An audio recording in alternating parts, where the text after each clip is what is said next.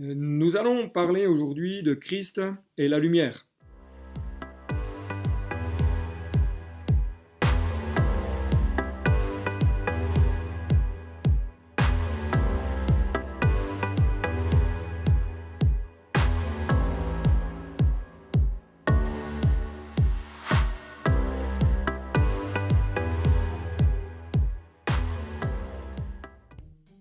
Bienvenue sur la chaîne Pause Matinale.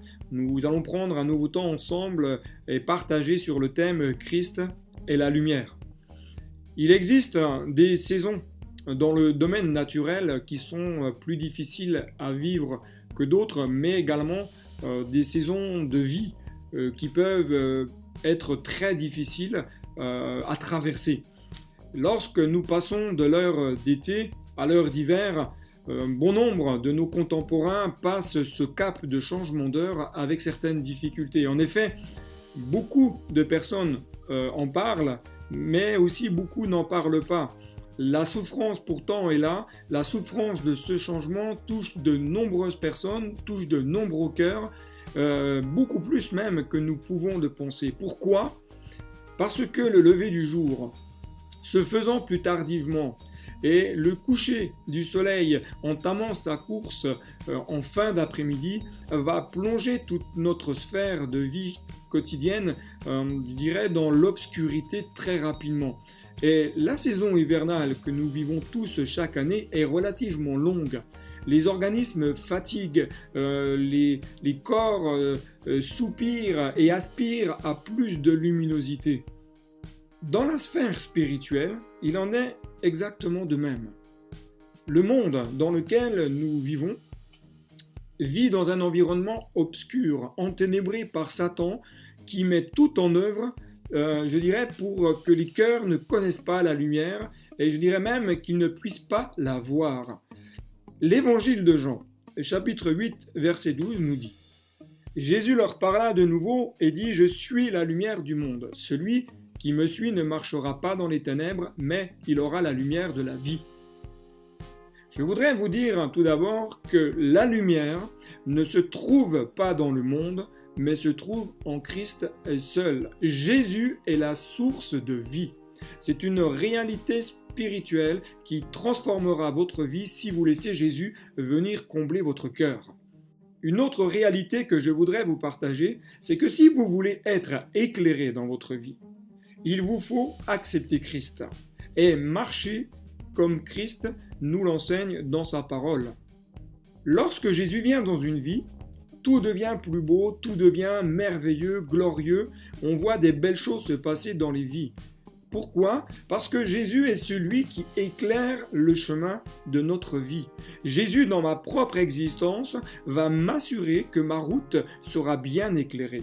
Sa présence au quotidien va me permettre de voir où je marche et dans quelle direction je dois avancer. Parce que son désir, c'est de nous amener dans une destinée glorieuse et dans une vie de bénédiction. Jésus est celui qui me guide. Je me rappelle lorsque j'étais adolescent et que j'ai eu l'occasion de travailler à l'île d'Oléron, souvent lorsque je rentrais de nuit dans la chambre où je dormais, je rentrais avec une certaine difficulté puisque je n'avais pas de lampe de poche. Mais grâce à la luminosité de la lune et des étoiles, cela me permettait de voir, de discerner la route et surtout de prendre la bonne direction jusqu'où je devais rentrer. Et à l'image de l'étoile qui a aussi guidé les mages, Jésus est l'étoile brillante du matin, cette lumière qui luit au sein des ténèbres, afin de nous montrer la voie à suivre. Nous avons tellement besoin de cette lumière dans notre propre vie pour être sûrs de marcher dans la bonne voie et dans la bonne direction. Jésus est celui qui chasse les ténèbres. C'est un principe fort que je voudrais vraiment vous partager. C'est que le principe de la lumière, lorsqu'elle brille, les ténèbres et les œuvres qui y sont associées sont chassées. Romains chapitre 13 verset 12.